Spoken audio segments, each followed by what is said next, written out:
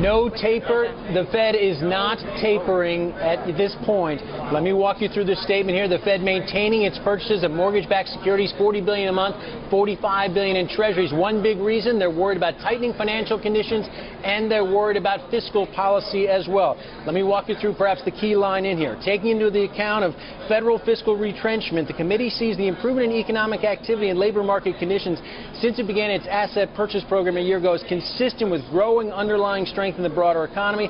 However, the committee decided to await more evidence that progress will be sustained before adjusting the pace of its purchases. Now, it goes on to say some forward guidance here with regard to these asset purchases. Asset purchases are not on a preset course, and the committee's decisions about their pace will remain contingent on the committee's economic outlook as well as its assessment of the likely efficacy and costs of such purchases. And there's additional forward guidance here, although they're not changing any of their thresholds.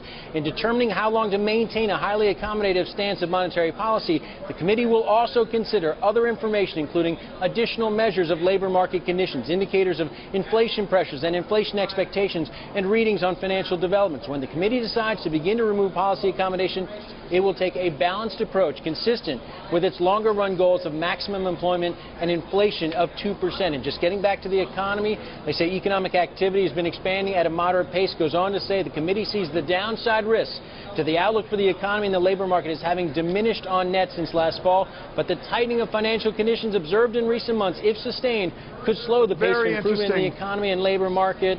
And again, the committee recognized the inflation persistent below its 2% objective would pose risk to economic performance. It doesn't see that as a threat right now, Tom. The vote was not unanimous. Esther George did dissent again.